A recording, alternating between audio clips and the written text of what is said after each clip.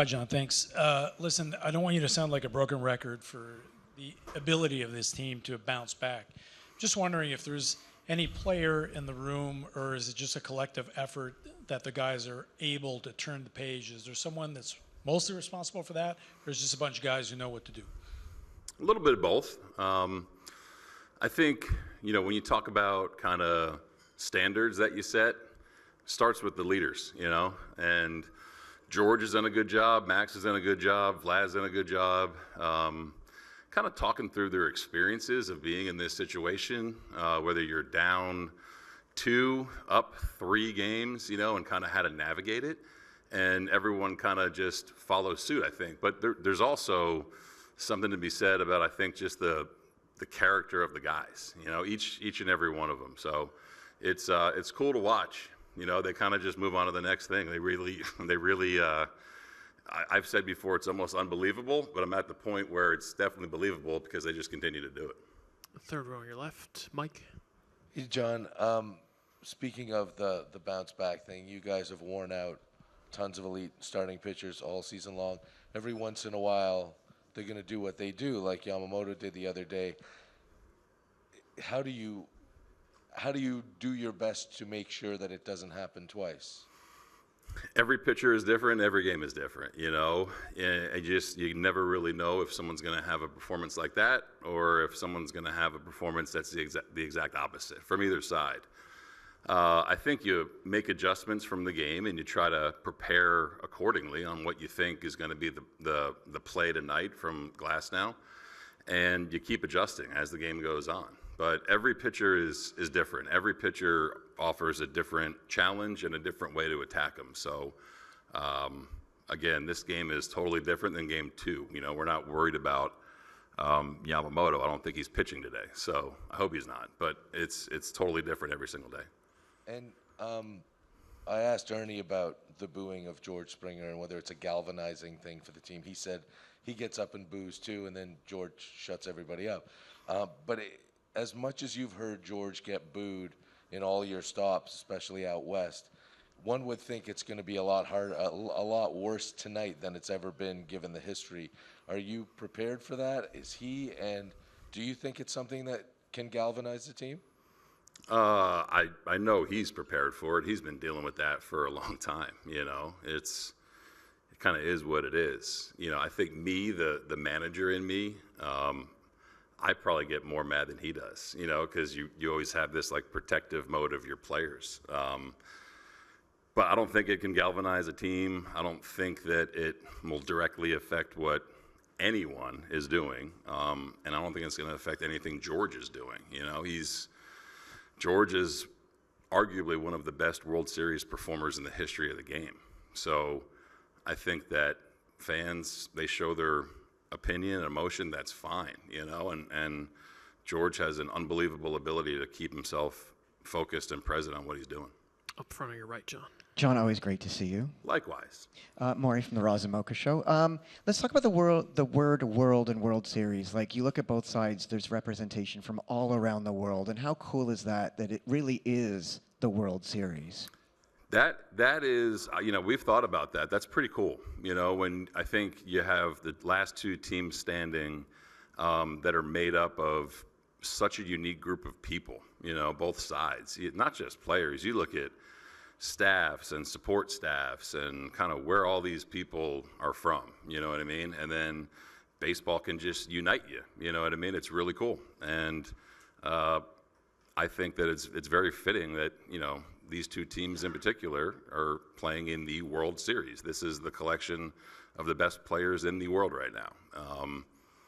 And hopefully we're the last one standing, right? But, it's pretty cool. It's pretty cool to see this kind of collection of players. Fourth row on your left, John. Jeff? Bo Bichette's back in the lineup today. Very impressive playing second base. Good glove, good arm, looked good at the plate. Is running and speed kind of the only concern left, maybe? Yeah, I think that's it's that, and it's game volume, It's he missed 7 weeks, so I think just playing will help him kind of get his feet underneath him a little bit and gain a little bit more confidence as he goes with everything the game is going to, ask him to do. So I think as this series goes, you'll probably see him feel a little bit more comfortable when it does come to running and just kind of the overall stamina of the game. You got a kick out of talking to Max in Game 4 in Seattle. I assume you haven't talked to him today, and will you have security when you talk to him today, later on? You know what's funny is he's still approachable. You know, I think there's a certain cutoff point, but I talk to him every day. You know, I've said this to you guys, like, since spring training, like, I kind of always keep a few minutes aside in my day because Max is probably coming into my office about something. But even on days he pitches, you know, he's communicating with me how he feels, what he's trying to do, certain spots of their lineup, you know, and then when the game starts, you know, you can still talk to him in between innings. But I hope I don't have to make a mound visit today, you know, but you know, it's, again, if I do, I do. But I think that over the course of this year and this postseason, you know, you're always learning how guys are going to respond. So I don't think I'll need security if I do have to go out there. 6 rows back on your right, Gregor. John, Max looked a lot better against the Mariners than he did throughout much of September. Why do you think that was, and how much of a factor was that in deciding to start him today instead of Game 4? Yeah, I think he's in a better spot physically, you know, than he was probably the last month of the regular season, and able to finish some pitches a little bit more. You know, physically, not arm or thumb. I think just kind of overall. He's had a stiff neck and things like that, so I think having some time to get that in the right spot has helped him. And, you know, deciding on him, I think, where are you physically, where are you in terms of rest, and who do you want in a situation where there's going to be hoopla, bells and whistles, ceremonies, all that kind of stuff, and who's pitched on, you know, in this stadium before. So it made a lot of sense that he was the guy. Up front on your left, Ron. During this month-long run, any unexpected celebs reach out to you with words? Celebs. Not that I can think of. You know, it's more so. I'm trying to think. Celebrities? No, I'm not. I mean, I'm not that popular. You know what I mean? I'm not that cool. It's more so people that I've, you know, grown up with, or people that I stay in touch with that want to just offer their support. But I don't know. I'll share my number with someone cool. You know, if it's Brad Paisley, like, you can shoot me a text. You know, that'd be cool. Anyone who you'd lost contact with for a number of years reach out for your life? No, not really. No, it's been kind of the people that I try to surround myself with. Whether it's I haven't talked to you in a couple of years and I grew up with you, you know, you're still part of my life, but no one's kind of come out of the woodwork trying to say, hey, can I get tickets, or hey, you know, whatever. It's been pretty normal. The second row on your left. Hey, John. Can you talk about what Ernie Clement has meant to your team all season long, and also specifically what he's meant in the postseason? Yeah, Ernie kind of personifies us. You know, I think understands what he's good at, competes every single day, and just loves the game. He just loves playing. He loves competing. You know, I've joked he loves competing when he golfs. He loves competing when he's playing ping pong. You know, it's just kind of who he is. What he's done this postseason has been pretty fun to watch. You know, because he's obviously been given nothing over the course of his career, and he's turned himself into a really good major league player, and rightfully so, with some of the accolades that he's received. So it's fun to watch guys kind of slow things down. And I think you guys all saw kind of how emotional he was after Game 7. But to kind of just take that out and play his game is just really cool to watch. Far back in the right corner, Julian. John, in addition to you guys' bat-to-ball skills, there's been a lot of talk about bat speed. How much do you think that's a contributing factor? I do. You know, I think the whole industry kind of started looking at that last year, and, you know, with more public knowledge of it, public information of it. I think when guys are throwing as hard as they are, you got to combat it somehow, whether it's with bat speed or mechanics, right? So Pop and Lou and Hunter have talked about it quite a bit. We track it a lot every day and show guys kind of the day after where their bat speed was that day compared to where it has been, whether it's an improvement or a decline, you know? So I think being aware of it is really important too. But with the stuff this league is featuring, you got to be able to put some bat speed out there too. And how are some of the ways that you guys try to increase bat speed? There's certain drills, there's certain pieces of equipment, you know what I mean, that you can use, and it goes back to the off season. You know, the guys start trying to improve that in the off season, and it's hard to do during the year because you're playing every day. But it's not a set thing like, hey, take 10 swings with this bat every. You know, it kind of varies guy to guy. But I think the fact that anything that you can measure and track, I think, is important. So then you can give feedback to the guys kind of in real time. So it's a variety of things that they do. About 3 rows behind the camera. Hey, John. Dodger Stadium, obviously one of the most storied places in sports. Can you talk about the experience of leading a team to play here and what you're hearing from the guys about this opportunity?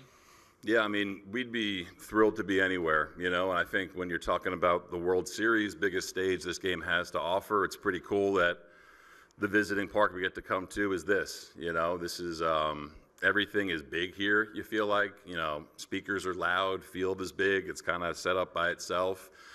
It's kind of what you want to do, you know what I mean? This is the environment you want to be in, and if you're trying to achieve the ultimate goal. So I think the guys are approaching it like, they're trying to approach it like another game. You know, I think it was nice that we played here this summer, albeit for 3 games. So you're a little bit familiar with how the field plays, what the backdrop is like, things like that. But I think it's great that you get to come to a venue like this against a franchise like this. Steve and then Gabe to finish up. Steve? John, could I ask you to go back to your childhood, and what was your, at least imaginary relationship with Don Mattingly as a kid? Oh, man, I've said this before, like, you know, 8-year-old me is like doing cartwheels right now. I don't know, man. Donnie was my favorite player growing up. Growing up in New Jersey and being a Yankee fan, which I can say now, right? But never in my wildest dreams did I think that I'd be cruising into my first World Series along with Donnie in his first World Series in any capacity. So our relationship over the past 3 years has grown so much, and he's meant a lot to me. So I think, if you were to tell me, I said this when I hired him, if you're going to tell me I'm going to be the manager of the big league team that I've only known, and I'm going to go ahead and hire Donnie as my first hire, you're kind of like, what are you doing? You know, what's this little fat kid from New Jersey doing? You know what I mean? So it's cool. I'm thrilled that he can be here in his first World Series with me and this team. But I didn't expect it to be like that. When you go to games watching number 23, you know, hit 300 every year, you didn't think that you'd be in this spot with him. And I sometimes am confused because I don't cover baseball on a regular basis. Tell me what he does to help the players. Is there one example you can tell me during the season where you saw something he did that really helped one of your players? It's funny. He can do a lot because he's done a lot. You know, it could be looking at someone's swing and offering a piece of advice. It could be a game situation that he's already been through. You know, I remember he's talked to me about when he was managing here. He still has nightmares. I think he said he gave Corey Seager the 3-0 green light and a pitch he swung out of the zone or something like. He's done a lot, you know. So we share those stories. But what he's done this year in terms of helping prepare the guys has been elite, you know, in terms of how we deploy our roster and to keep guys ready for any situation that I may ask them to go into. So his way of communicating it, I think, is different than others because of his experience. We'll finish up with Gabe on your right. Hey, John. You guys played really well without Bo, and a lot of players played really well in enhanced roles in that time. Now that he's back on a night like tonight, he's batting cleanup. You can slide a guy like Alejandro down to 6. I mean, do you feel like you're kind of enjoying the best of both worlds at this point? Yeah, I mean, Bo's been a big part of our team for the last 5-6 years, you know, and he was a huge part of it this year in terms of offensive production and posting and playing every day. So it is nice, you know. You kind of when you're just playing, you know what I mean. You kind of, not that you forget about guys that are hurt, but you're kind of just doing what you're doing with who you have. So I think to have him back, for one, I'm thrilled for him, you know, to have this opportunity to compete in the World Series. This is exactly what he lives for. And for us as a team, yeah, it's great. You know what I mean? You always want to have kind of the best version of how you're built, you know, when you're playing in the most important time. All right, John, thanks so much. Thanks, We'll guys. see you later.